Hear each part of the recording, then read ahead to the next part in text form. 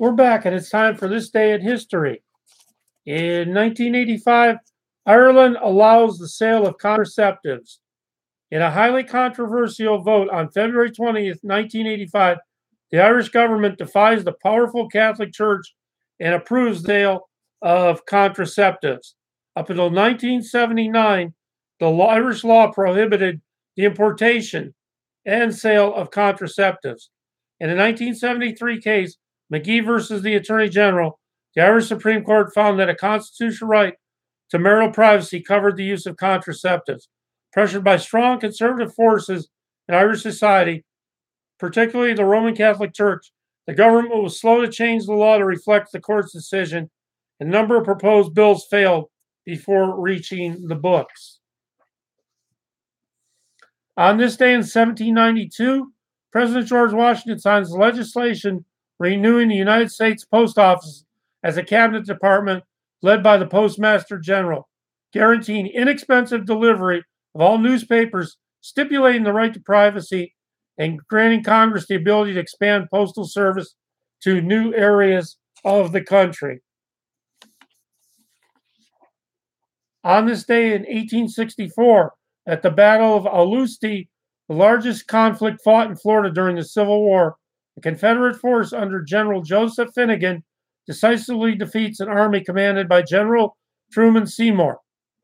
The victory kept the Confederates in control of Florida's interior for the rest of the war. In 1976, CETO disbands. Organization concludes its final military exercise and quietly shuts down. CETO had been one of the bulwarks of American Cold War policies in Asia, but the Vietnam War did much to destroy its cohesiveness and question its effectiveness. In 2003, a fire at a rock concert in West Warwick, Rhode Island nightclub kills 100 people and seriously injured about 200 more on this day.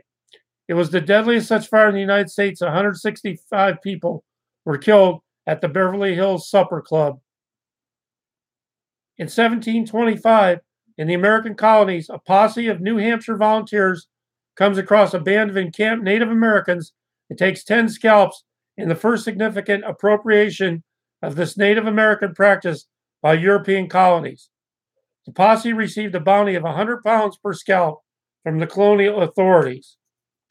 In 1962, from Cape Canaveral, Florida, John Herschel Glenn Jr. is successfully launched into space aboard the Friendship 7 spacecraft on the first orbital flight by an American astronaut. That's your history update for today on what was going on in history. On this day in music, in 1958, billed as the Big Gold Record stars Bill Haley and his Comets, the Everly Brothers, Buddy Holly and the Crickets, Jerry Lee Lewis, and Jimmy Rogers all appeared on the first date of a 6-day tour of Florida. In 1963, the Beatles drove through the night from Liverpool to London to appear on the live lunchtime BBC radio program Parade of the Pops. Performing Love Me Do and Please Please Me, the appearance lasted over 4 minutes. They then drove another 180-mile trip back north for their performance that night at the Swimming Baths, Donchester, Yorkshire. In 1976, all 4 members of KISS had their footprints implanted on the pavement outside Grauman's Chinese Theater in Hollywood. In 1977, winner at this year's Grammys included Stevie Wonder for Best Album with Songs in the Key of Life and Best Vocal Performance for I Wish. Best Album went to Chicago for Chicago 10, and Best New Artist went to Starland Vocal Band. And that was for A Little Afternoon Delight.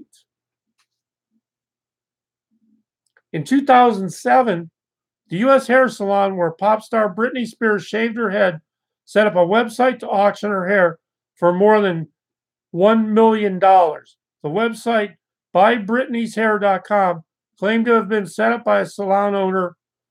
Esther included photos of the hair saying it was absolutely authentic, as well as the hair. The winning bidder would also get the hair clippers Spears used.